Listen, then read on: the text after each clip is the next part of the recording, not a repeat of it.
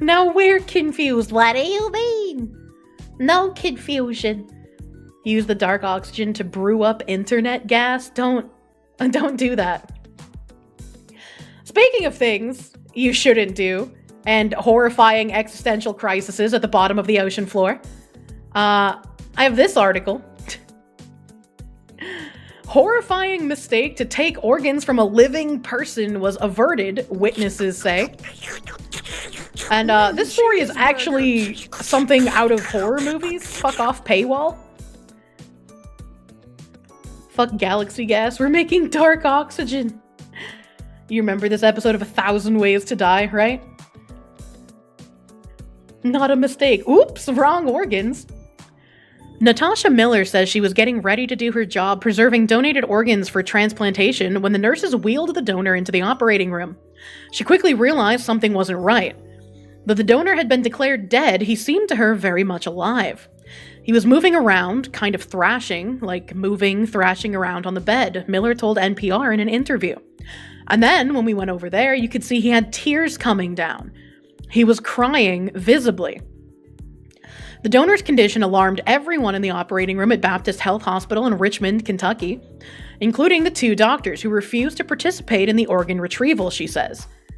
The procuring surgeon, he was like, "I'm out of it. I don't want to have anything to do with it."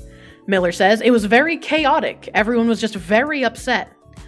Miller said she overheard the case coordinator at the hospital for her employer, Kentucky Organ Donor Affiliates, or CODA, call her supervisor for advice. The coordinator calls the supervisor at the time, and she's saying that he was telling her that she needed to find another doctor to do it. That we are going to do this case, she needs to find someone else, Miller says. And she's like, there is no one else. And she's crying, the coordinator, because she's getting yelled at.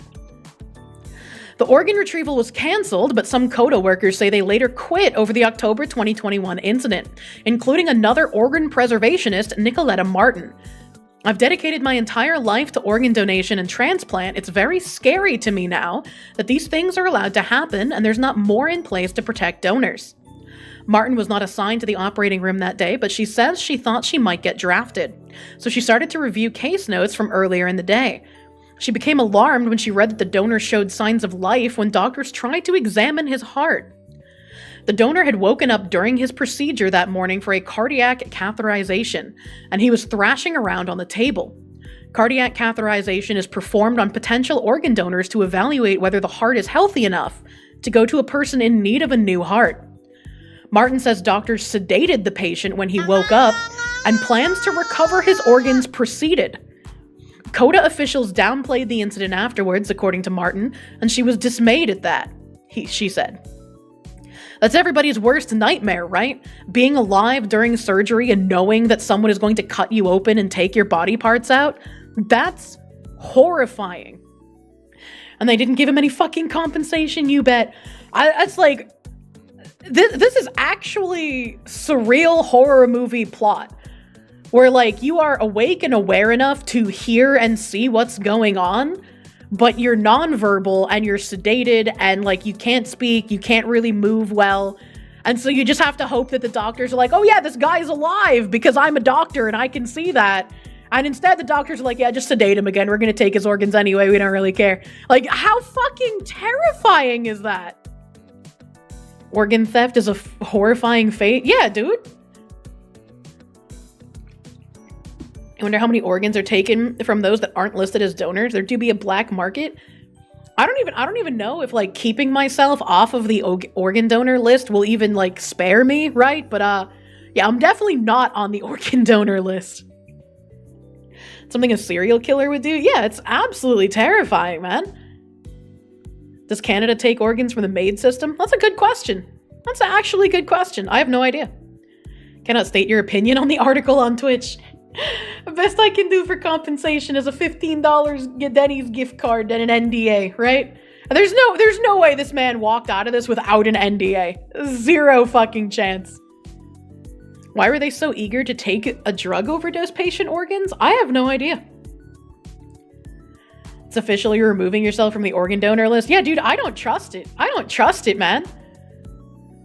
Donna Rohr of Richmond, Kentucky, told NPR that her 36-year-old brother, Anthony Thomas, or TJ Hoover II, was the patient involved in the case. He was rushed to the hospital because of a drug overdose, she says. Rohr was at the hospital that day, and she became concerned something wasn't right when TJ appeared to open his eyes and look around as he was being wheeled from intensive care to the operating room. It was like it was his way of letting us, hey, I'm still here, Rohr told NPR in an interview. But Rohr says she and other family members were told that what they saw was just a common reflex. TJ Hoover now lives with Rohr as she serves as his legal guardian. The general outline of the incident was disclosed in September by a letter Nicoletta Martin wrote to the House Energy and Commerce Committee, which held a hearing investigating organ procurement organizations. She later provided additional details about the case to NPR. Several of us that were employees needed to go to therapy. It took its toll on a lot of people, especially me, Martin told NPR. The Kentucky State Attorney General's office wrote in a statement to NPR that investigators are reviewing the allegations. The Federal Health Resources and Services Administration, which helps oversee organ procurement, said in a statement to NPR that the agency is investigating these allegations and that some people involved in the case told NPR that they have answered questions from the Office of the Inspector General of the Federal Department of Health and Human Services, though no federal official from that office has commented on the case. Baptist Health Richmond, the Kentucky hospital where the incident allegedly occurred, told NPR in a statement, "The safety of our patients is always our highest priority. We work closely with our patients and their families to ensure our patients' wishes for organ donation are followed."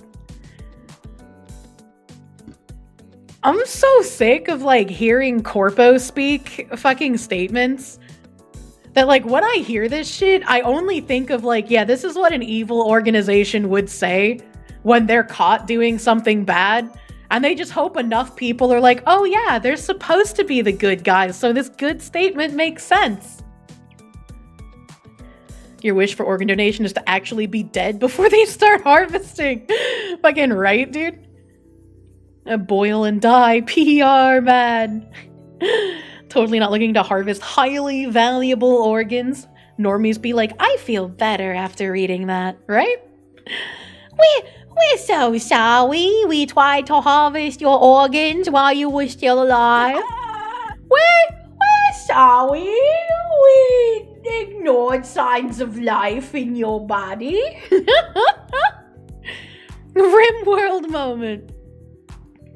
CODA, the organ procurement organization, confirmed that Miller was assigned to the operating room for the case, but the organization told NPR in a statement that this case has not been accurately represented. No one at CODA has ever been pressured to collect organs from any living patient, according to the statement from Julie Bergen, President and Chief Operating Officer for Network for Hope, which was formed when CODA merged with the Life Center Organ Donor Network. CODA does not recover organs from living patients. CODA has never pressured its team members to do so.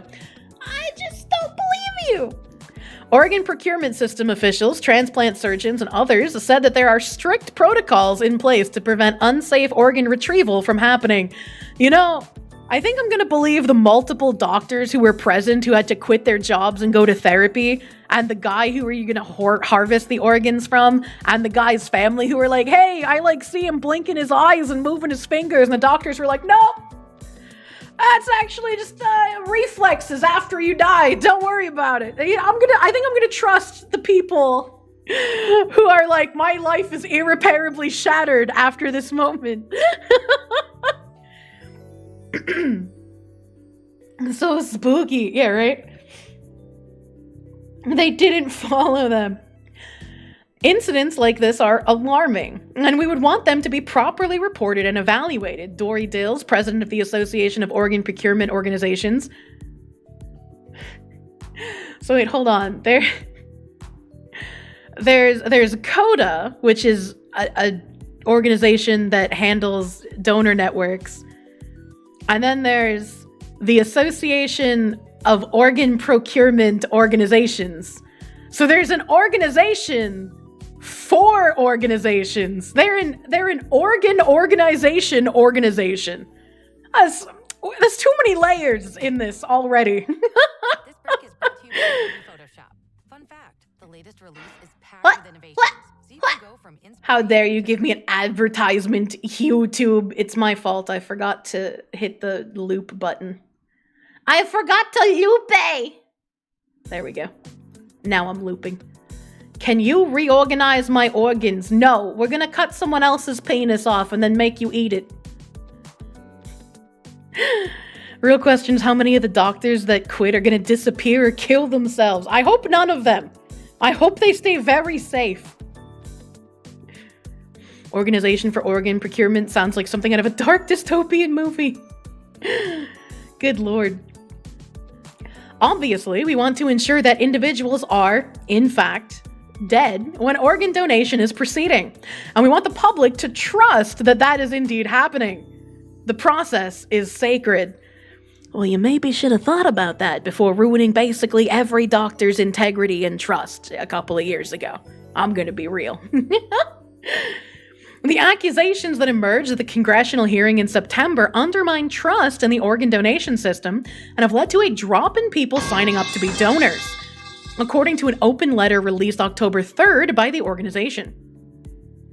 For over 5 years, our nation's organ procurement organizations, or OPOs, the nonprofit community-based organizations that work with grieving families every day to save lives through transplantation, have been subject to malicious misinformation and defamatory attacks based on hearsay, creating a false narrative that donation and transplant in the US is untrustworthy and broken.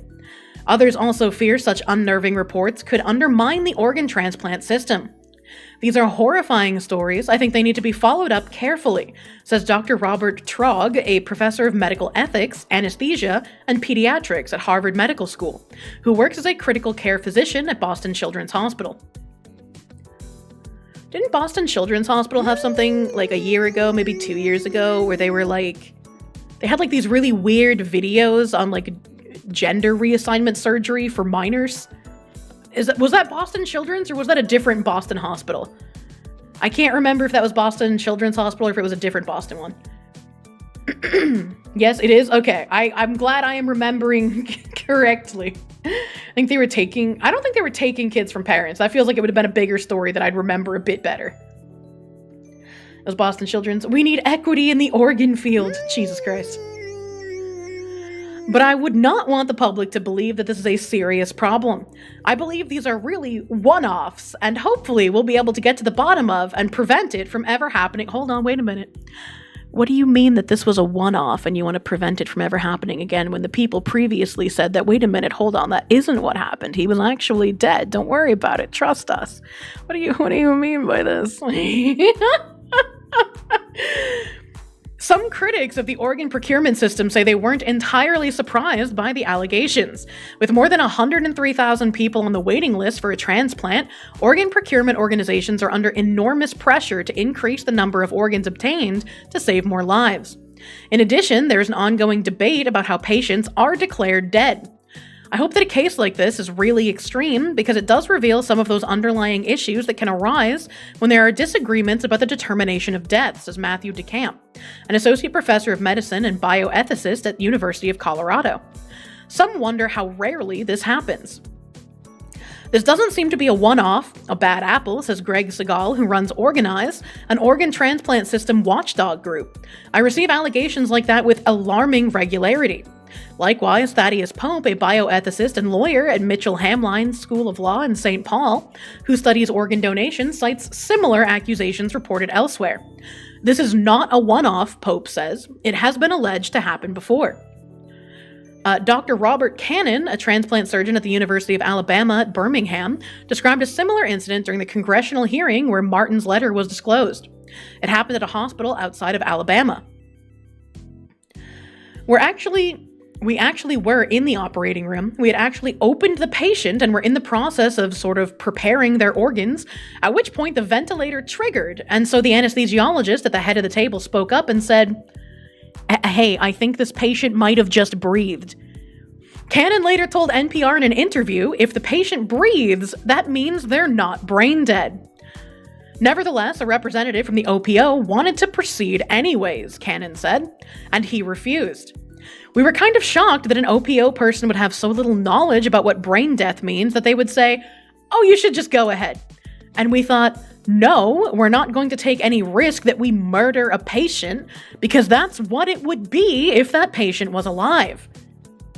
Since TJ's released from the hospital, his sister Donna Rohr says her brother has problems remembering, walking, and talking. When she asks TJ about what happened, he says, "Why me?" "I do feel angry," says Rohr. "I feel betrayed by the fact that the people that were telling us he was brain dead, and then he wakes up. They're trying to play God. They're almost, picking and choosing. They're going to take this person to save these people. And you kind of lose your faith in humanity a little bit." Alarming is an understatement. Yeah, no, I agree. Alarming is an understatement. These are the kinds of informative articles that, constant dystopian nightmares are fueled with, right? Just a little bit. The surgeons who willfully ignored clear signs of life should not only be fired, but arrested. I'm glad that the doctors who were, on the ground in the operating room were the ones who were like, no, I'm not going to do this, right? It's their bosses who were like, yeah, you should just fucking go anyway. Help. In China, they take prisoners and others and remove their organs. Yeah, it's actually dystopian, unironically. Really though, can't we just 3D print organs? I don't know if I'd want a plastic organ. You saw an article on Farm Exec called The 46 Million Man that explains what my body is worth and why, bone marrow being the most valuable. Everything totaling $45 million. That's crazy, dude. That is insane. Man, you could sell your body for a lot of cash. Where you live, there's a terrifying level of incompetence among medical professionals. Your mother needed to go for investigation recently and had to deal with with a specific nurse body who kept thinking that she was talking about anesthesia when she was actually talking about her blood type and treatments related to it. Thank God nothing went wrong and any of that precautionary info was needed. I'm literally worth more dead than alive. Yeah. I've never really trusted doctors, but it's only gotten worse over the years, Organ bootleggers were a staple of cyberpunk going back to the 80s. Absolutely. Eventually, yeah, but you need a healthy tissue to grow the organ. They did not want her to redeem. Do not redeem. We are redeeming your organs, ma'am. Arakeen, thank you for the 100 biddies. Welcome to the amusing utopian dystopia. Eleni of Hyrule, thank you for the 2. Why is horrifying in quotations? By the way, check your DMs. Boy, have I got some bad news for you about how deep my DMs are. Shadow Knight, thank you for the 22-month resub. Zippa8, thank you for the 7 months of Proom. Thank you for prooming. Wolf and Wings, thank you for the 11-month member. Ever since we got our current governor, Kentucky has gone downhill even harder. I wouldn't know. I don't know anything about Kentucky's local government. Started mistrusting doctors when one told you that antibodies of the coof expired a couple months later and you should get the jab. What the hell? What the hell? JD, thank you for the 12. Ain't it funny how they call it organ retrieval? Like it's rightfully theirs and they want it back? You stole it from them? Like you're the real organ thief? Yeah, that is a really weird way to do it. Mari Onet, thank you for the 5. Mass wanted to let criminals donate organs for time off their sentences. Huh. How do I feel about that? How do I feel about criminals being able to donate their organs for time off their sentences? Because, if it's like a kidney or something, right? You can live with only one kidney, right? So I guess it would depend on what the organ is, but also,